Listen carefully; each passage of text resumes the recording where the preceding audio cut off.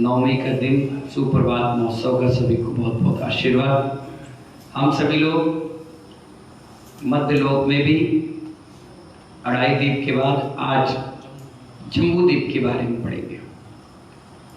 जम्बूद्वीप यानी 1,00,000 योजन परिधि का जम्बूद्वीप, और कहाँ क्या कैसी व्यवस्था रहती है उसकी। मेरू पर्वत बीचों बीच रहता है। कहाँ रहता है? नाभिर्वृत्तो नाम का एक सूत्र आया है तत्वार सूत्र में। नाभिर्वृत्तो, जैसे शरीर में नाभि होती है ऐसे ही बीचों बीच सुमेरु पर्वत होता है। कौन सा पर्वत? मेरू का नाम सुमेरु। 5 मेरु है ना, सुमेरु, विद्युतमाली, विजय, अचल और सुदर्शन। इस प्रकार से 5 मेरु हैं। कौन कौन से? सुदर्शन, विजय, अचल, विद्युतमाली और सुमेरु।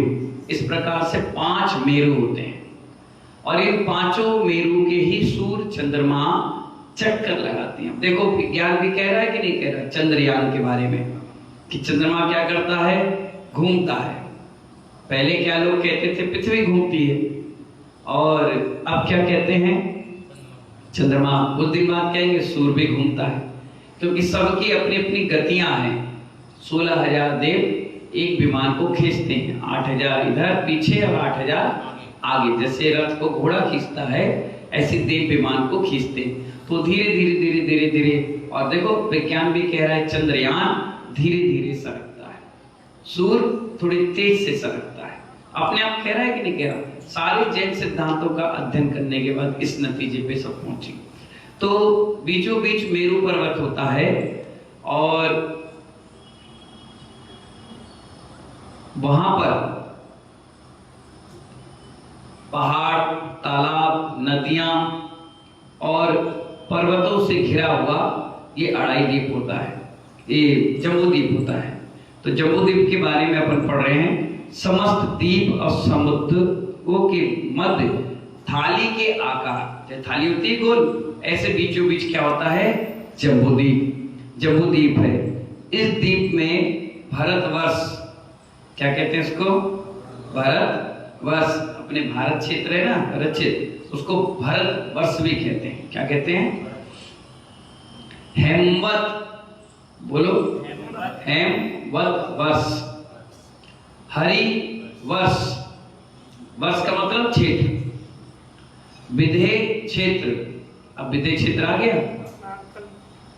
रम्यक वर्ष,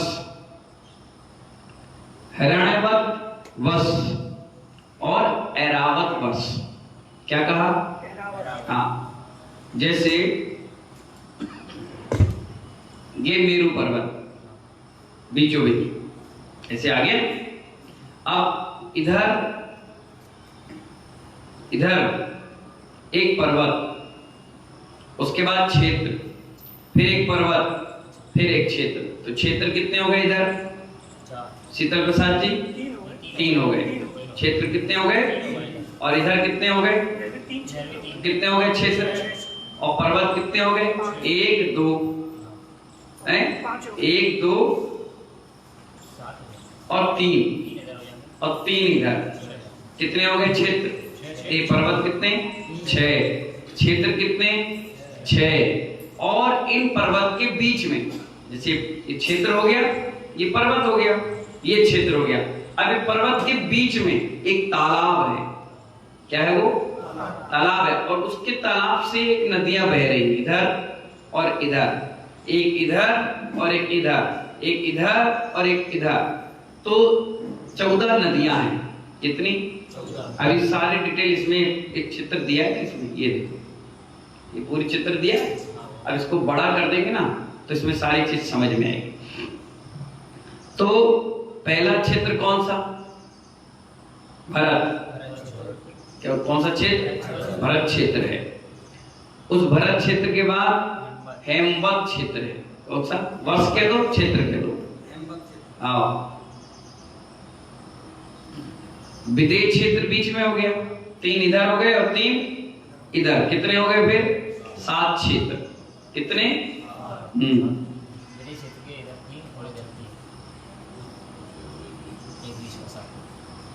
और पर्वत को कहते हैं वर्षधर। क्या कहते हैं अरुण जी?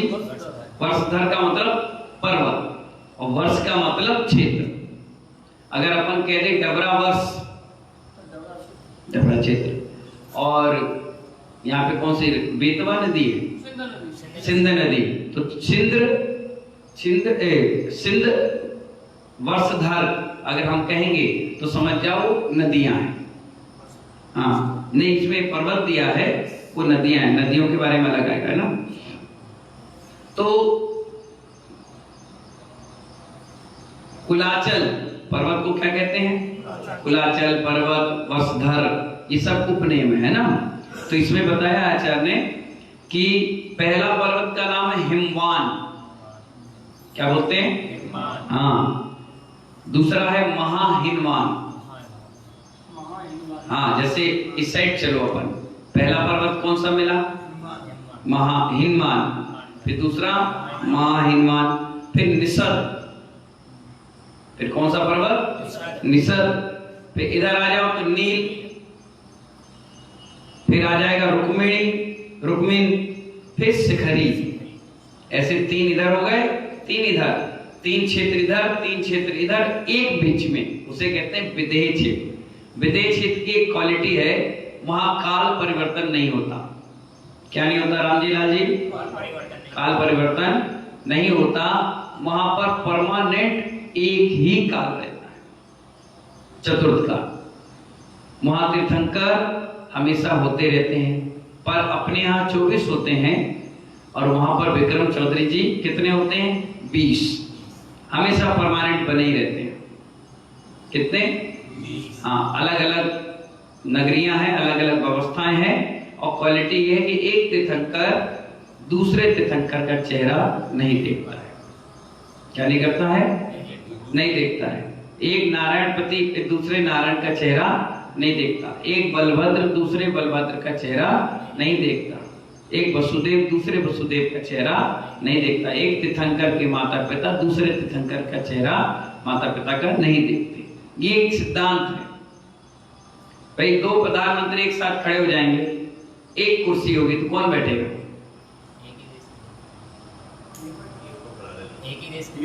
एक ही तो बैठेगा, दूसरा खड़ा होगा तो उसकी अभिनय होगी। इसलिए अभिनय अनादर ना हो, दोनों का सम्मान हो, इसलिए उनको ऐसा सिस्टम बना दिया गया कि आप इधर नहीं आ सकते, आप इधर नहीं जाते, आप अपने क्षेत्र पे, आप अपने क्षेत्र पे, और शांति से आराम से रहिए, है ना। तो कितने क्षेत्र होते हैं? 7। जोर से बोलिए। 7। पर्वत कितने? 6। एक कम क्यों है? क्योंकि बीच में विदेह क्षेत्र हो गया, वो इधर भी कवर कर रहा है, इधर भी कवर कर रहा है। तभी तो 170 तीर्थंकर एक साथ जन्म लेते हैं। कैसे लेते हैं? जैसे यहां व्यवस्था है, ऐसी घातकी खंड में है। हाँ, उपनदियां हैं, उपव्यवस्थाएं हैं। जैसे रावण और सीता और राम, इसी पे पूरी रामायण हुई। 3 ही फेमस किरदार थे, कौन कौन से? राम, रावण और सीता, है ना। RRS, क्या? RRS, राम, रावण और सीता। ठीक है। अब आप देखिए, सीता कितनी पुण्यात्मा जी, महिला होने के बाद स्त्री पर्याय का उसने छेद किया। क्या किया? स्वर्ग गई। कहां गई? रावण अपने गलत कार्यों के कारण कहां गया? जहां उसको गलत गति में चला गया। राम सीधे मोक्ष चले गए। कहां चले गए? मोक्ष। अब सीता और रावण के कारण ही पूरी रामायण हुई कि नहीं हुई? अब आप देखिए कर्म, जिस कारण से लड़ाई हुई, जिस कारण से पूरी रामायण हो गई, जिस कारण से 1.25 लाख पुत्र, 1.25 लाख नाती और 1 लाख पुत्र मर गए, वंश का वंश नष्ट हो गया, वही रावण नरक से आकर बनेगा घातकी खंड में तीर्थंकर। क्या बनेगा? तीर्थंकर बनेगा, और वो सीता वहां से आकर के गणधर बनेगी, और उन्हीं की वाणी सुन करके हम सबको आनंदित करेंगे। अब आप सोचिए, किससे लड़ रहे हो, किससे चले?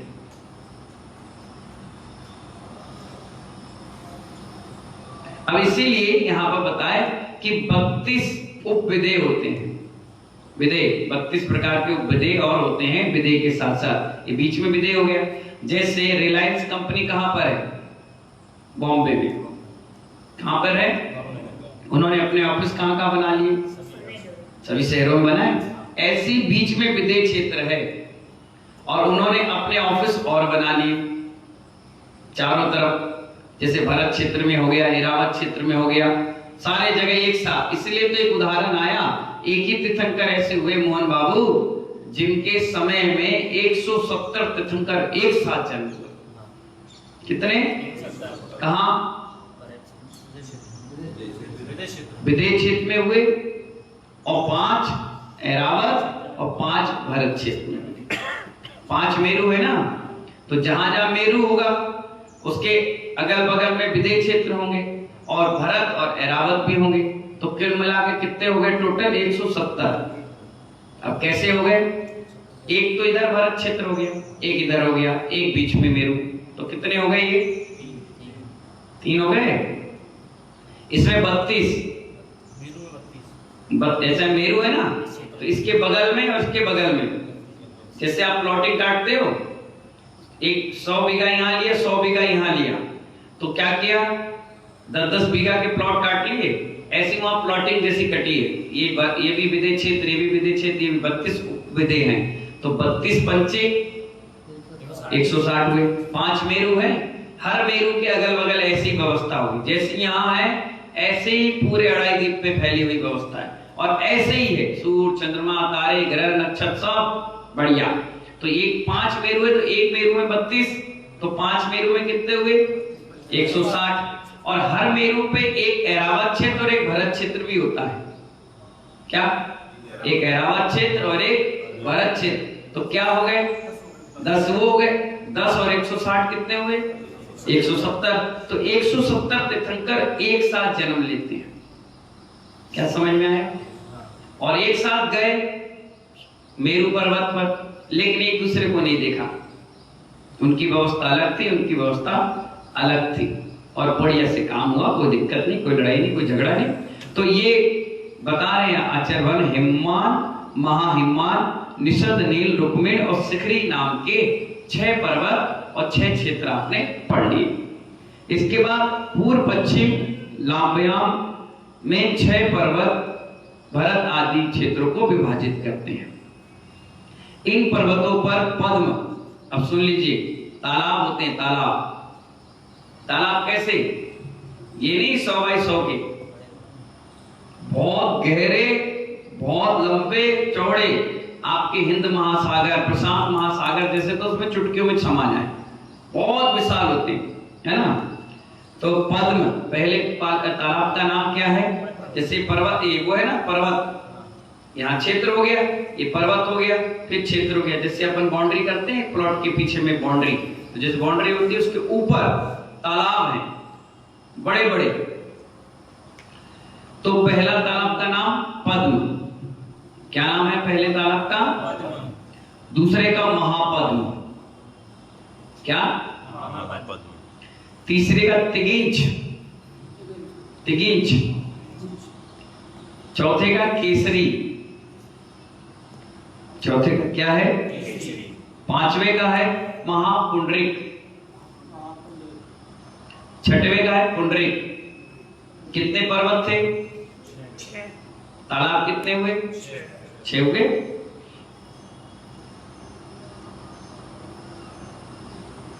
तालाब भी कह दो या हद कह दो, हद अपन हौदी कहते हैं, ये इसी सबसे निकल के आया हद। घर में हौदी बनती थी, कितने लोग नहाए हौदी में? बना देते थे, नल चालू कर देते, उसमें जानवरों को पानी भी निकाल देते बच्चा हुआ पाइप लगा के। बच्चे आते थे डूबे गर्मी में, माँ 2-4 दिए, चल बात के अंदर हो गया नहाना। हौदी कहते थे। ये हद है, हद बड़ा होता है तालाब। इन तालाबों से नदियां निकली हैं। अब आप सोचो कितना बड़ा तालाब होगा जिसमें ऐसी विशाल नदियां निकली हैं कि पूरा का पूरा क्षेत्र बह जाए तुम्हारा। इतना जबरदस्त नदी होती है, अविरत धारा चलती रहती, वहां कोई कमी नहीं आती। पहला नदी का नाम है गंगा सिंधु। जोड़ियों से नदी होती है। कैसे? तालाब है ना, तो तालाब के बगल से ऐसी नदियां निकल रही है, जैसे बांध से खोल देते हैं रास्ता तो नदियां बहती हैं, नहर बहती है, तो ऐसी नदियां हैं। इनका नाम है गंगा सिंधु। कौन सी नदियां हैं? पूरा तत्वार सूत्र में आया है। आप जब पढ़ोगे ना, गंगा सिंधु रोहि रोहितासा नारी नारी कांता रक्तकुला रूपकुला, ये सब स्वर्णकुला सब आएंगे नाम। तो पहला नाम है गंगा सिंधु, दो नदियां, एक तालाब से दो नदियां हैं। 14 तो 6 पर्वत है तो 12 निकलती, एक एक कहां से एक्स्ट्रा निकली, एक और वहां से बीच में से जब पहला पर्वत पड़ेगा उसमें से एक निकली हुई है। वह भी बता देंगे, नक्शे में दिया है, इसमें नक्शे में पूरा दिया है कहां से बह रही क्या है, आएगा, ठीक है ना।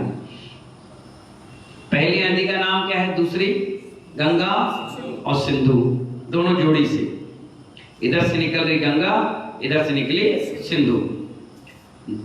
तीसरी और चौथी का नाम है रोहित रोहितास्या, रोहित और रोहितास्या। पांचवी और छठवीं का नाम है हरित और हरित कांता।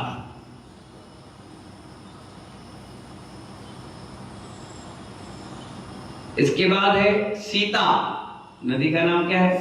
सीता सीतोदा, सीतोदा कर दो, सीतोदा।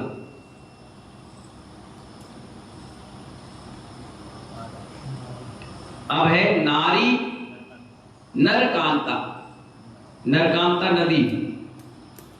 आप देखिए जब अभिषेक होता है ना तो उसमें बोला जाता है जल की शुद्धि में गंगा सिंधु रोहि रोहितासा हरित हरिकांता सीता सितोदा नारी नारिकांता स्वर्णकुला रूपकुला रक्ता रतोदा नामक 14 नदियों का पानी जल में डालकर शुद्ध किया जा रहा है भगवान के अभिषेक के लिए।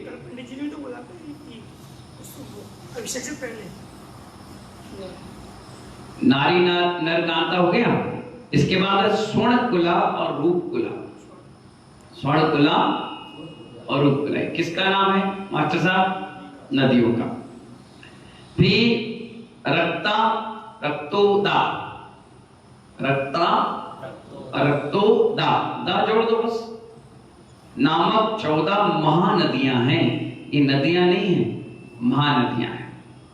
ये नदियां भारत आदि क्षेत्रों में दो दो करके बहती है। मैंने बताया ना, एक इस साइड से और एक इस साइड से, पर्वतों के नीचे से नदियां बहती हैं, उसके बाद क्षेत्र आ जाते हैं।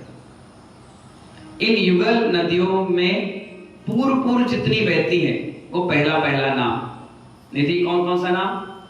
पहली नदी कौन सी? गंगा तो पूर्व में बहेगी, सिंधु पश्चिम में बहेगी। बता दिया आचार्य ने, पहली सब पूर्व में और दूसरी पश्चिम में। तो जितनी भी पूर्व में बह रही है वो गंगा है, रोहित है, हरित है, सीता है, नारी है, स्वर्णकुला है और रक्ता है। इससे 7 नदी इस साइड है और 7 नदी इस साइड है, ठीक है ना। नदी पर्वत सरोवर और वन खंडों से सुशोभित जम्बू द्वीप 7 क्षेत्रों में विभाजित है। 7 क्षेत्र समझ में आ गया था ना, एक विदेह क्षेत्र, 3 इधर और 3 इधर, 7 क्षेत्रों से। उनमें पहला क्षेत्र है भरत क्षेत्र। पहला क्षेत्र कौन सा है? भरत क्षेत्र। अब इसके बारे में कल बताएंगे। मैंने बताया था ना, पहले अपन ने क्या पढ़ा? मध्यलोक। मध्यलोक के बाद क्या पढ़ा? अढ़ाईद्वीप। अढ़ाईद्वीप के बाद क्या पढ़ा? जम्बूद्वीप। जम्बूद्वीप के बाद क्या पढ़ेंगे? भरत क्षेत्र। अब भरत क्षेत्र में भी क्या है? 6 खंड है। क्या है? बीच में एक नदी तालाब वन खंड बने हुए, डिवाइडर है। 5 मलच खंड है और एक भरत क्षेत्र। हाँ, उसे आर खंड कहते हैं। और आर खंड में भारत देश है। ये जितना ग्लोब दिखता है ना, जितना, ये सब आर खंड। कौन सा? इसमें लोग भगवान को मानते भी हैं, शास्त्र को भी मानते हैं, गुरुओं को भी मानते हैं। जहां ये मान रहे हैं वो आर खंड है और जहां नहीं मान रहे हैं वो मलच खंड है। मलच और आर में परिभाषा क्या? कैसे जैसा? मलेच्छ और आर में क्या परिभाषा है? जिसके आचार विचार अच्छे हैं, धार्मिकता है, वो आरखंड। और जो कुछ भी खाए, कहीं भी रहे, कैसी भी जिंदगी जिए, आजाद परिंदे के तरह, उसे कहते हैं मलेच्छ खंड। कुछ भी खाओ, कुछ भी रहो, कैसे ही रहो, गंदे विविध से। अपन कहते हैं क्यों मलेच्छ खंड से आए हो, क्या कैसे रह रहे हो? मलेच्छियों की तरह नहीं, मलेच्छ खंड होते ही गंदे लोगों का। कभी जिंदगी में भी वहां पैदा नहीं होना, बिल्कुल नहीं, मना ही कर देना। यहाँ तो कम से कम भारत क्षेत्र ऐसा है। और तीर्थंकर भी कहाँ पैदा हुए? भारत क्षेत्र में भी कहाँ? भारत देश, और भारत देश में भी अयोध्या में यहाँ पैदा हुए। हाँ, पूरे पूरे तीर्थंकर अयोध्या नगरी को पावन करो। और ये हमेशा से फिक्स है, अयोध्या में जन्म लेंगे और सम्यक शिखर से मोक्ष जाएंगे। इसलिए तो कहा गया, वो भूमि को टच करके आने से भी इतना अच्छा लगता है, इतनी अच्छी फीलिंग आती है, इतनी अच्छी वर्गणाएं लगती हैं कि कितने तीर्थंकरों ने जन्म लिया होगा और कितने तीर्थंकरों ने मोक्ष प्राप्त किया होगा। इसलिए जीवन में एक बार अयोध्या और एक बार सम्यक शिखर की यात्रा जरूर करना चाहिए। इसीलिए कहा, दुनिया में तुम जाओ चाहे ना जाओ, इसीलिए वो पवित्र पर्वत को और उस जगह को कहा, एक बार भाव सहित बंदे ताके नरक पशु गति ना ही हुए। कितने अच्छे शब्द दिए ना, क्यों दिए? इतनी पवित्र भूमि है कि वहां हर काल में तीर्थंकरों ने जन्म लिया और मोक्ष को प्राप्त किया। मोक्ष स्थली इसलिए ज्यादा पवित्र है, जन्म स्थली इसलिए पवित्र है, लोग परिक्रमा देने जाते हैं, खूब लोग वहां आनंद मनाते हैं, है ना। तो इस प्रकार से अपन ने आज जम्बू द्वीप के संक्षिप्त वर्णन पढ़ा, विस्तार से नहीं पढ़ाया, संक्षिप्त में पढ़ाया। कल अपन पढ़ेंगे भरत क्षेत्र के बारे में। क्या अब कल थोड़ा सा क्या करना, यहाँ पर एक बोर्ड रख देना जिसमें हम आपको लाइन से समझाए, देखो ये पर्वत है, इस प्रकार से नदी निकलती, इस प्रकार से क्षेत्र है, तो आपको डिटेल में ज्यादा समझ में आएगा। ठीक है, जब तक के लिए जय बोलिए आदिनाथ भगवान की।